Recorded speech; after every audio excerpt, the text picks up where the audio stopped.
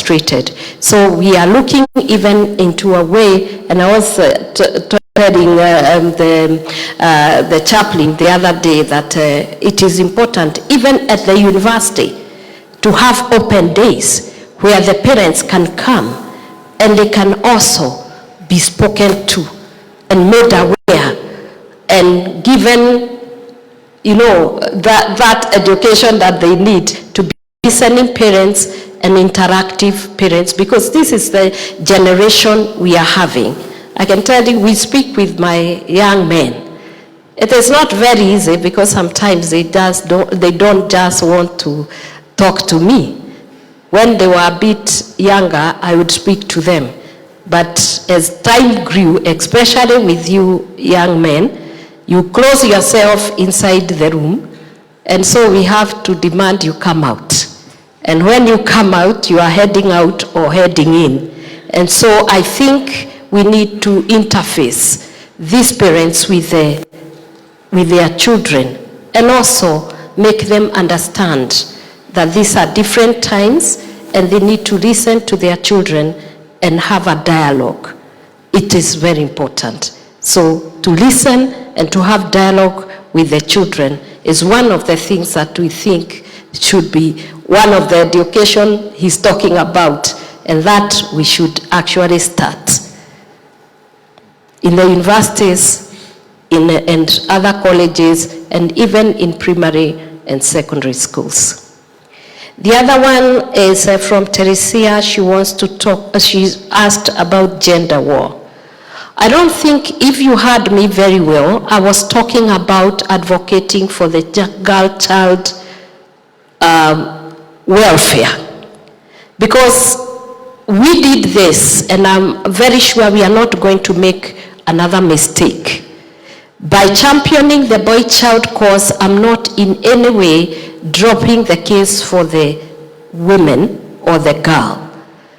I think we have enough advocacy, affirmative action, and also governmental support for the girl. And therefore, if we put in the boy and expect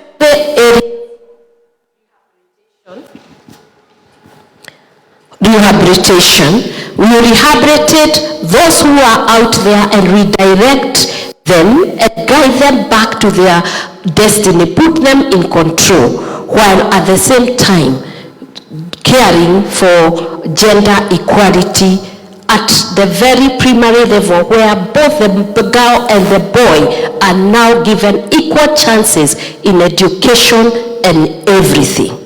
So I do not think that we are going to raise one and then drop the other.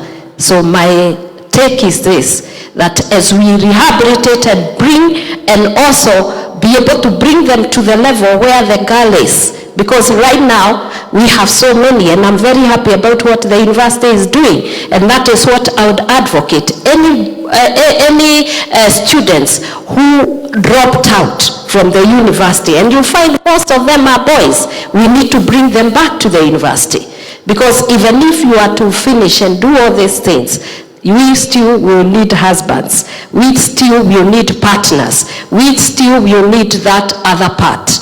What on the other level, we are going to give access, equal access to education, and making sure none of them is dropping out, so that we can have a balanced society.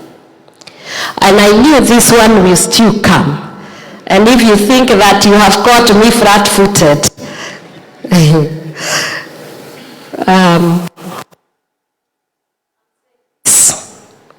one thing about this LGBTQ,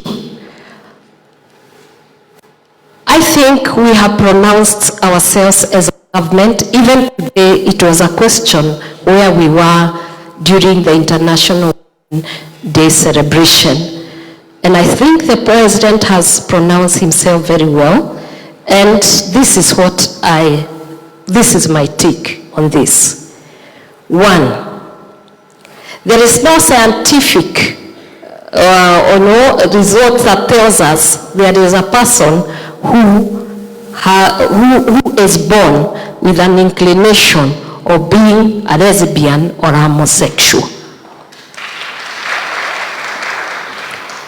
That being so, it means that this is something that is a deliberate choice for a person.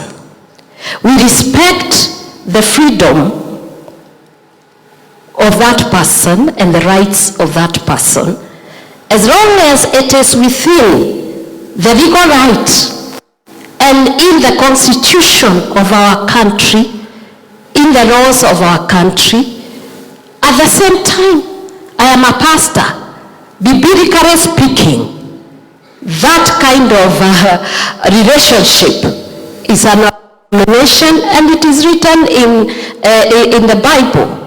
Surely, I think anything that is right, especially in relationships, should be a relationship that is able to produce something.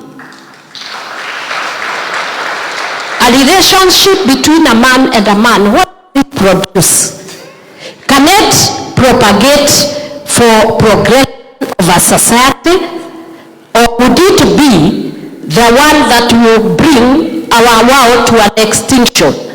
So I believe that this relationship between the man and the woman and the woman, we need to rethink about it, because culturally, religious, legal, in this country, it has no place. And for that reason, I pronounce myself on that one, and for record, I think it's a wrong relationship. And we shouldn't just imitate what others are doing. And even at a higher level, I have seen it, and I'm a board of schools, a board member of schools, and I'm very saddened in our secondary schools and even in the primary schools. Any sexual interaction or any sexual relationship, it is for consenting adults. And therefore, if you look even this one, where we had a video going viral, teachers, adults, they sat there introducing our children to that kind of and watching and laughing. It was a very sad matter. And therefore we want our children protected from such, because it's criminal to have such relationships, and especially for our children. Because if, for instance, you are having to force some of the primary schools students they are going through, they are being introduced to those kind of things, and you can see sodomy everywhere, and our children are being molested, they are being raped in schools, and then we start talking about LGBTQ in a way that would introduce that to become legal. So for me, I think it is time we nipped it at the bud. It is a wrong thing to do. Let's give her another round of applause. Thank you so much. I'd want to, the people who are now behind at the back bench, there are many hands, so I'd go with the gentleman in suit near the screen. Yes, and then there's a gentleman in the upper room. And then there's, where are the ladies? And there's this lady here in a red blouse. So, kindly pass the mic to them. Good afternoon. I'm Clinton Obuntu, student, School of Economics. I pass my sincere gratitude to the chief guest, Pastor Dorcas Rigathi. Pastor, I have two questions. My first question goes in line with Nyamoya's, the LGBTQ issue. We have had this thing is something that has touched not only schools but even the corporate world. last year, me and my friends here, we started an association called Inua Alpha, where we hear complaints from victimized individuals. And apart from students, we have heard complaints from interns and those on attachments that have been molested sexually by senior people in the organizations where they work. Kindly get to the question. I would like you to address that issue, sir. That's a question I've posed. I would like you to address that. Second, I'm from the Kenyatta University, and I have my team here. Personally, I'm not pursuing my studies because I lack school fees. I would like you to help me complete my studies. Yes, thank you. Thank you. I hope you have, that is a question? Yeah, with that, thank you. God bless you. Yes, let's pass the mic to this end. Kindly. Just a minute, kindly. It's not a question, but it's a special regard to the Second Lady of the Republic of Kenya. Not for attending this function, but for being a mother. It's been long.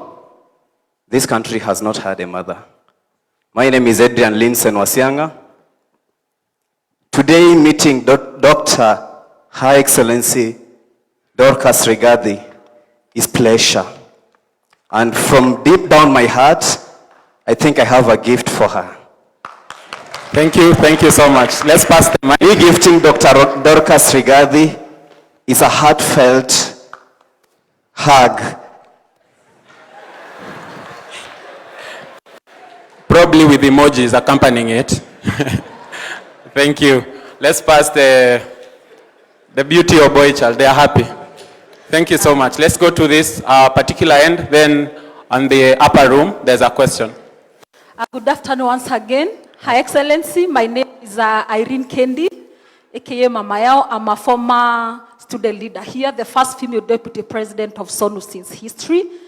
I just want, mine is not a question, but I want to affirm you for what you're doing and ask for a nickname. And I feel graciousness will fit you very well because you are a woman full of grace. We've been doing this mentorship program. I'm the immediate personal assistant and advisor to Professor Margaret Kobia. And I felt there is a lot of gap in the community. And we chipped in as a student leader and an advocate of both girl child and boy child. And this program you're running is so close to my heart because my father rejected my mom because she could not bear boys. And we are the 4 girls. Those who have read my book, Having Over Firebrand, you've seen my story. And if my father knew it is the man who planted a seed with both X and Y chromosomes, he could not have rejected us. We could not have grown without a father with a huge cup. But I'm grateful to God. We are the great women that we are. We share a lot of history together. And madam, there will be a lot of noise. I saw someone asking on social media, she's not a man. Why is she doing this? And I asked him, what are you doing yourself where you are? The book of Isaiah chapter 60, verse 1 to 3 says, no, she's a spiritual woman. And I'm a spiritual woman.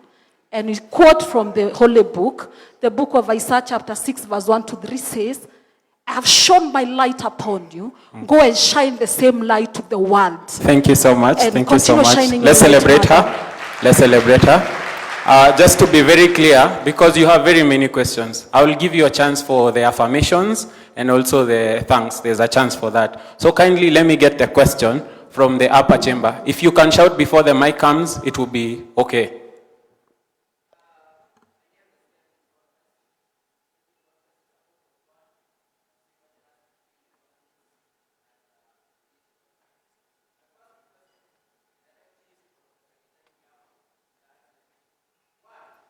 Let me stop you.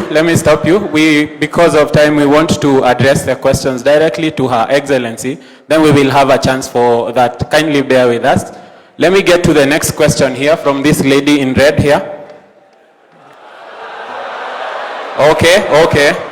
This is what, let us agree. Let us agree.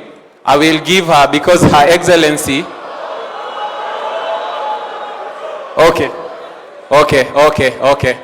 Yes, we are coming to that. Kindly pass the mic. Yes, thank you. Hello. Please listen to me. Thank you. Okay. Comrades, power. Yes, let's give her a chance. She's one of us. Thank you so much. Go ahead, my sister. I'm not asking this for the girls. I'm asking this for us. Hello. My name is Mary. I'm in the University of Nairobi. And this is a great topic. And I'm glad to be here, honestly. Oh, I'm shaking. I believe we are the products of what happened to us. I believe the society today and how we see men is how our parents brought up to see men, right? We are a product of nature and nurture, what nature does. And thank you for apologizing, but how would you apologize if you didn't know better? You didn't know better, and that's why you didn't do better. But my question is, how can we teach these men to change their mindset? Because this is a mindset thing. Most men don't agree to cry. Most men don't agree to express their feelings. And this is because it started from an early age when you cry and your mom is like, Usilia, wewe ni mwanaume, and everything like that. So it's deeply encoded into our mindset. And how can you change mindset? Thank you, my sister. Let's celebrate her. I'd let Her Excellency to respond to those questions. Thank you so much. Thank you so much. I have noted that. We hear you get a chance from the upstairs. I can see you and I can feel you. Ogutu has asked about corporates and what is going on there. And I think it is important for people to know. You can report. But I know now that is where the problem is. Because if you go to report to the police about some of these things, they may not be able to handle. But that's why we are saying we are coming up with NACADA and the others with a helpline where you can actually be able to comfortably send your help to ask for help. And we also will have lawyers. I think one of the people who are in my office, she's from FIDA, so don't think that I've forgotten about women. So anyone, whether it's a woman or a man and you are being molested, it is time. Those interns, please call. Sometimes even it is also good if you can call the university. And I'm very sure they would get to us and we'll see jointly what we can do. I'm not saying that I can champion everything and do everything, but I promise to do something about it. Ogutu, you can see my chief of staff. We will pay for your school fees. Somebody has just asked, they are writing in the social media that I'm not a man. Yes, I'm not a man, obviously. I am a mother. And I'm a mother to a man and boys and girls. And therefore, I have an authority to speak concerning boys. I have the responsibility and I'm accountable to loving these young men who are out there rejected. And it is my responsibility and I'll be accountable. And I'm not afraid and I'm not apologizing. I love these young men. Even those who are in the streets, I love them. Ask them. I go there. I go to Korogosho. I know them. And I know and I can feel you, my boys of mine, Don't you worry, let them speak what they will speak, but I will come to you. I will come, whoever I can rescue, even if it is just one of you, I will be a happy mother. Mary, you asked about the mindset of a boy, and it is true. Culturally, the boy child has been brought to only know what not to do. One, they must not show emotions, they must not cry, they must not go to the kitchen, they must not act like sissies, they must not act like this. The father will see them and they will tell them not to do things like their mother and all that. But that is why I apologized, and I said we are going to speak, and we are going to speak to the young mothers and young parents to be able to bring up the boy child who has feelings and who has a heart. If he wants to cry, let him cry. Show him how to even talk, so that when he grows up, he will have a venting place. Because, and also I am asking and pleading with the young men, create groups where you can be able to talk to one another as men.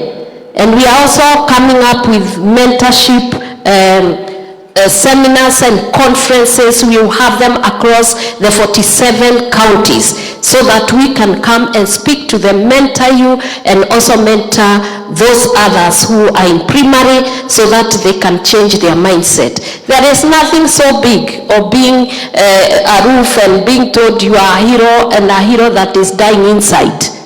It is better even to be a sissy and leave, rather than to be called all those things and then you end up in a grave. In that grave, in those graves are great potential that has been lost. We don't want to lose any one of you because of these things, and that is why I am here. We are not only doing the rehabs, we are also starting very serious mentorship programs for primary schools, secondary school,